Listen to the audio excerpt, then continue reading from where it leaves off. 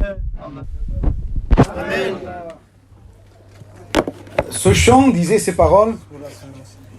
Sense Deu, sas malheuros. Ça veut dire, sans Dieu, nous sommes malheureux. Pourquoi nous sommes malheureux sans Dieu? Parce que tout simplement, nous n'avons pas été créés pour vivre sans Dieu. Il y a à l'intérieur de chaque être humain, il y a une pensée que Dieu a mis, c'est la pensée de l'éternité. Amen. Et dans le cœur de tous, il y a ce qu'on appelle l'âme et l'esprit. C'est ce que Dieu a insufflé dans l'être humain lors de la création. Quand Dieu a créé l'homme dans le jardin d'Éden, il a créé un être spécial. Il a soufflé, et le souffle que Dieu a donné à l'être humain s'appelle l'âme et l'esprit. Et l'âme et l'esprit a été créé. L'âme et l'esprit a été créé pour vivre dans la communion avec Dieu. À l'intérieur de toi-même, il y a ta propre personnalité que tu ne vois pas. Ce que nous on voit, par exemple dans une glace, dans un miroir, on voit ce qui est physique. Mais à l'intérieur, il y a une personnalité qui s'appelle l'âme et l'esprit. C'est pour cela que Jésus disait à Nicodème, ce qui est né de la chair est chair.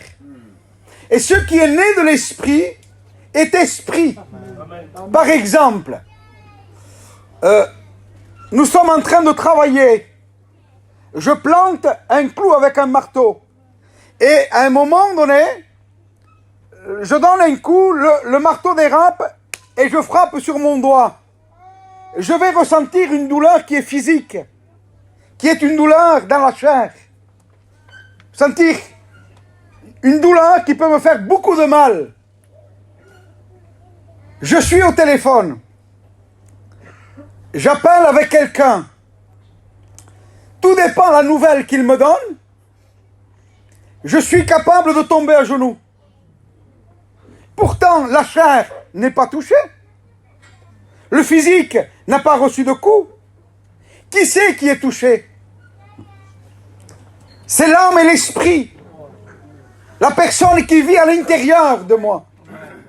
Et l'être qui vit à l'intérieur de nous, l'âme et l'esprit, a deux choses. C'est qu'il a été créé pour vivre toute l'éternité, et il a été créé pour vivre en communion avec Dieu. Dans le jardin d'Éden, quand l'homme et la femme ont été créés, l'esprit et l'âme étaient en communion tous les jours avec Dieu. Donc, ils ressentaient de la paix, du bonheur, de la félicité. En un mot, l'être humain était dans son élément. C'est à partir du moment où ils ont commencé à pécher contre Dieu que les choses se sont compliquées. Si vous prenez un poisson et vous le sortez de son élément qui est l'eau, et vous lui dites, poisson, je vais te donner une piscine en or remplie de diamants, et vous prenez le poisson, vous le jetez à l'intérieur. Si le poisson pourrait parler, vous savez ce qu'il vous dirait? Je n'ai pas besoin d'une piscine en or. Je n'ai pas besoin de diamants. Moi, ce que j'ai besoin, c'est de l'eau. Parce que l'eau, c'est mon élément. C'est là où j'ai la vie. J'ai été créé pour vivre dans l'eau. Et tout ce que tu pourras me donner à l'extérieur n'a aucune valeur pour moi. Si ton âme et ton esprit pourraient sortir de toi-même et se dresser comme une personne devant toi. Il te dirait, je n'ai pas besoin de ce que le monde, le péché et le diable te donnent. Je n'ai pas besoin de boîte de nuit. Je n'ai pas besoin de drogue. Je n'ai pas besoin d'alcool. Je n'ai pas besoin de mariage. Je n'ai pas besoin de guitare. J'ai besoin de mon Créateur. J'ai besoin de pardon. J'ai besoin de communion avec lui. Parce que l'être intérieur soupire. Et David disait ces paroles. Mon âme soupire après Dieu. Comme une biche soupire auprès des courants d'eau. Ainsi mon âme a soif de toi. Et ce que tu sens des fois à l'intérieur qui soupire. Ça vous est jamais arrivé de dire Uri mouri. Vous l'avez jamais dit ça? C'est ton âme qui soupire.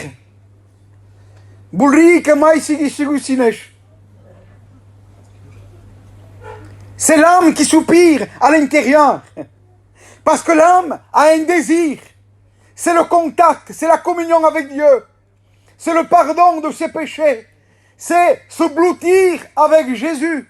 C'est d'intimité avec Dieu. Amen. Et comme nous, on essaye de remplacer le contact avec Dieu par ce qui est terrestre, alors constamment à l'intérieur, il n'y a qu'une soif. Et à l'intérieur, il dit soif, soif, soif. Et nous, pour essayer de désaltérer, comme on ne vit pas avec Dieu, on dit attends, je vais te donner une belle fête, avec de la belle musique, avec une orchestre d'Espagne qui va venir, avec une bouteille de whisky. Tu verras là, tu vas te réjouir, tu vas être heureux. Et on s'aperçoit que le mariage avec l'orchestre, avec le whisky, tout ce que voulez-vous, n'est pas capable de nous satisfaire.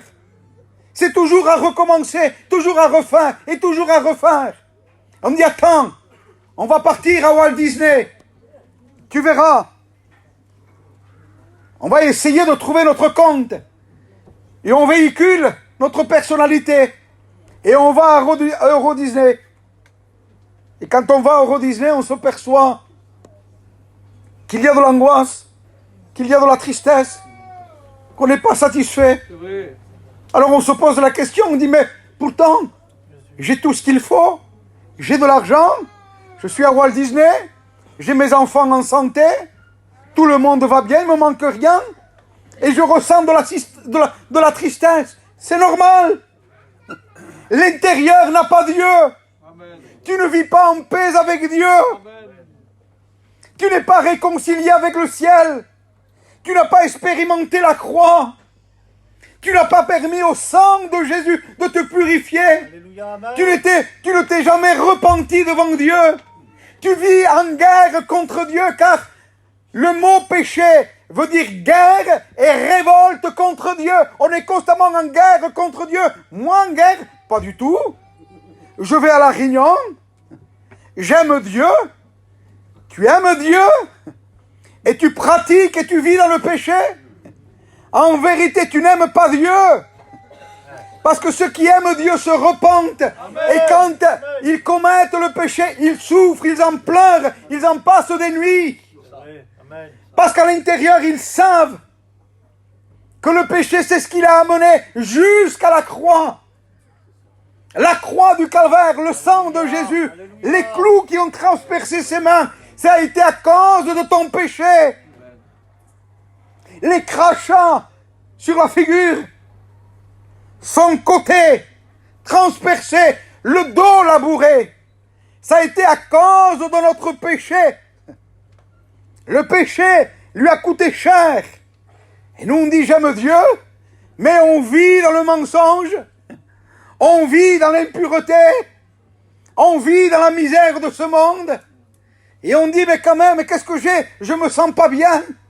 Je sens qu'il manque quelque chose. Je suis angoissé. Mais c'est normal, comme disait le chant, sense Deu. Sas malheureuse.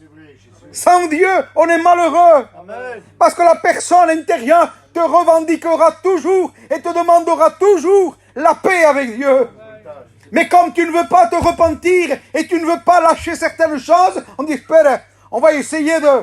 Ça ira mieux, ça ira mieux. Je vais faire une cure. Je vais aller à tel endroit. Je vais prendre l'avion, je vais aller... Je ne sais pas moi. Dans les pays beaux là, les beaux pays là. Qu'il y a aujourd'hui, qu'ils ont fait, je ne sais pas, des tours. Dubaï, c'est la mode aujourd'hui. Tout le monde va à Dubaï. Mais si on irait à Dubaï avec notre chair et qu'on laisserait notre esprit ici, on pourrait satisfaire la chair et quand on revient, on remettrait l'esprit et l'âme et on dirait bon, je me suis reposé pendant quelques jours. Mais le problème, c'est qu'on y va à Dubaï, mais on y va avec nous-mêmes. On va avec notre corps, avec notre âme et avec notre esprit. Et quand on arrive à Dubaï, on sent que l'intérieur est encore malheureux. On dit, mais alors, qui nous fera voir le bonheur? C'est la question que disait un jour David dans le psaume. Il dit, qui nous fera voir le bonheur? Avec un point d'interrogation. Écoutez, si le bonheur existerait ici-bas sur la terre, on le saurait, non? Nous avons des gens qui ont réussi leur vie au milieu de nous. On vit dans la ville des Gypsykines. Si le bonheur existerait, on le saurait. Alors comment ça se fait que même si nous avons un nom, un titre, une capacité, que nous avons la gloire, l'argent, tout ce que voulez-vous, et l'intérieur pleure toujours? Parce qu'il y a un manque de Dieu. Parce que Dieu n'y est pas. Et tant que Dieu n'y sera pas, on pourra chercher de droite et de gauche. Pourquoi sur un panneau publicitaire, Julio Iglesias, attentat au suicide? Pourquoi? Pourtant, il avait tout. Il a tout. Qui a réussi plus que Julio Iglesias? Pourquoi Maïbram? Maïbram, suicide, Dalida. Avant de mourir, il a fait un testament. Et il s'est adressé à son public. Et elle a dit comme ceci: pardonnez-moi, mais la vie m'est insupportable. Et elle a mis fin à ses jours. Pourquoi? Parce qu'elle vivait sans Dieu. Elle n'a jamais expérimenté la paix, l'amour de Dieu, le pardon de ses péchés. Elle a essayé de trouver le bonheur dans le monde. Mais dans le monde, tu ne trouveras qu'échec, défaite, tristesse, angoisse, pleurs, désespoir, chaos, ruine, séparation. Voilà, tout le monde a te donné. Le diable te donnera d'une main et il te reprendra toujours d'une autre.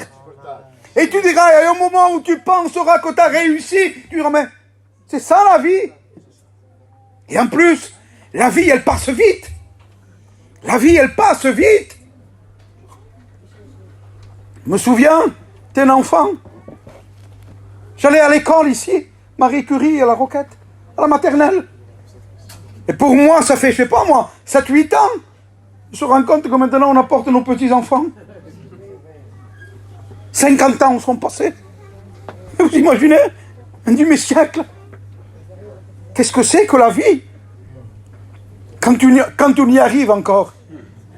Si Seigneur, des fois on n'a pas le temps d'y arriver. Parfois, malheureusement, et combien de jeunes ont quitté la terre avant 50 ans, 20 ans, 25 ans, 19 ans, 30 ans, combien il y en a? Et je veux te dire une chose, l'âme et l'esprit qui vit à l'intérieur de nous, il ne meurt jamais.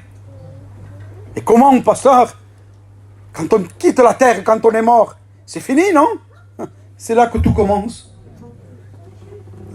Comment tout commence? Oui. Parce que l'âme et l'esprit est indestructible. Quand on quitte la terre, l'âme et l'esprit se séparent de notre corps. Et à ce moment-là, tout dépend le choix qu'on aura fait ici-bas sur la terre.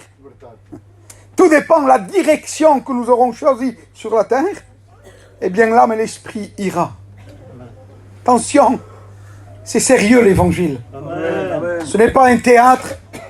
On n'est pas là pour divertir les gens, pour faire plaisir à qui que ce soit. On est là pour vous annoncer la vérité. Amen. Parce que la Bible dira, vous entendrez la vérité. La vérité vous affranchira. Et c'est la vérité qui vous rendra libre. Amen. Attention, on ne rigole pas avec ça. Quand on quitte la terre, sans le pardon de nos péchés, sans être réconciliés avec Dieu, sans être repentis, sans avoir la certitude que notre nom est inscrit dans le livre de la vie, si on quitte la terre dans ces conditions-là, il y a un endroit qui est terrible, la Bible dira.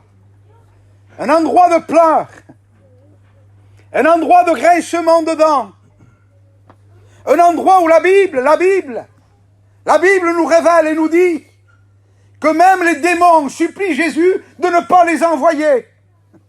Dans un endroit où Dieu ne parle plus, la lumière n'existe plus. Dans un endroit où c'est fini, on ne peut plus faire marche arrière. Un endroit où on ne désire pas voir venir nos bien-aimés. Un endroit où c'est fini. On l'appellera la ruine éternelle.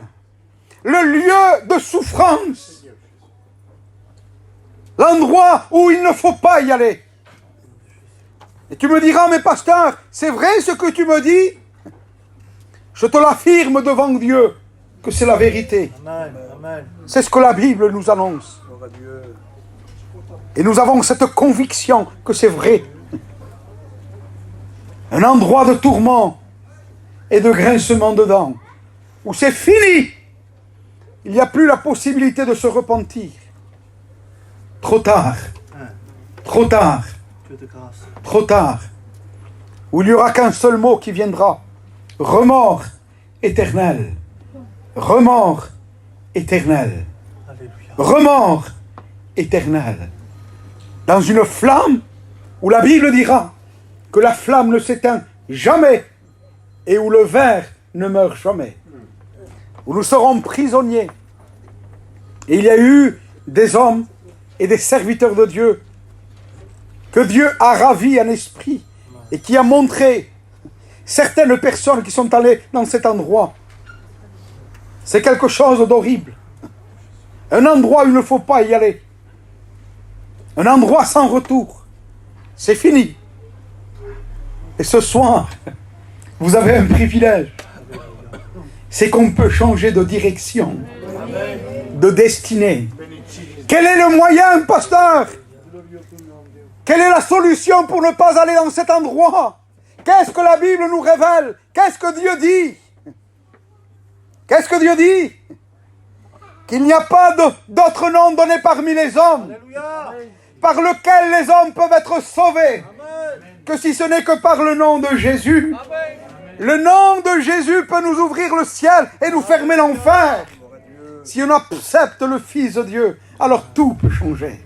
C'est le seul qui a le pouvoir de pardonner notre péché et d'inscrire nos noms dans le livre de la vie. Pasteur, qu'est-ce qu'il faut faire? Certains diront, il ne faut rien faire. Si, il faut faire quelque chose. Amen. Qu'est-ce qu'il faut faire? Il faut se repentir. Amen. Il faut se repentir. Et pour se repentir, il faut avoir conscience que nous avons commis le mal. C'est comme quand vous allez au docteur. Vous n'allez pas au docteur si vous vous sentez en bonne santé. Vous allez au docteur si vous êtes malade. Eh bien, sans Dieu, vous êtes malade. Il y a un problème. C'est quoi? C'est le péché. Le péché nous rend informes. Le péché nous sépare de Dieu. Le péché est pire que le coronavirus. Le péché est pire que la morsure d'un serpent et dont le venin nous est injecté. Le péché est pire qu'un lion affamé, disait un jour un homme. Le péché est un monstre. Il vous sépare de Dieu et il vous conduit dans cet endroit, dans une éternité sans Dieu, où c'est fini. C'est fini. Mais ce soir, qui nous fera voir le bonheur? Le bonheur a un nom. Et il s'appelle Jésus. Alléluia. Jésus. Amen. Oui, Jésus, ce soir, il est venu pour ne pas que ni toi, ni moi, n'ayons dans cet endroit de tourment. C'est pour ça qu'il dit que le rachat de l'homme était cher. Qui pourra le racheter? Ni avec de l'or, ni avec de l'argent, mais au prix de son sang. Le prix de son sang, c'est son sang qui nous a ouvert le ciel. C'est son sang qui nous a permis ce soir de pouvoir se repentir et de se tourner vers lui. Quand, pasteur, si on accepte Jésus, qu'on se repente de notre péché, quand notre âme et notre esprit se séparent de notre corps. Où on va quand on quitte la terre? Où on va? Dans un endroit où la Bible dit, où il n'y a plus de pleurs, il n'y a plus de deuil, Amen. Il n'y a plus de tristesse, Gloire à Dieu. il n'y a plus de cimetière. Merci Jésus. C'est fini. Il n'y a plus de tristesse. C'est fini. Il n'y a plus de mauvaises nouvelles. Les choses anciennes sont disparues. Et tout redevient nouveau. Qu'est-ce qu'on fait dans cet endroit? La Bible l'appellera l'endroit de félicité, l'endroit du renouveau, où les choses anciennes sont passées et tout redevient nouveau. Il dit, et s'il reste une larme sur notre visage, il dit que Dieu viendra lui-même et il l'essuiera. Alléluia. Ça sera tellement nouveau que même notre nom changera.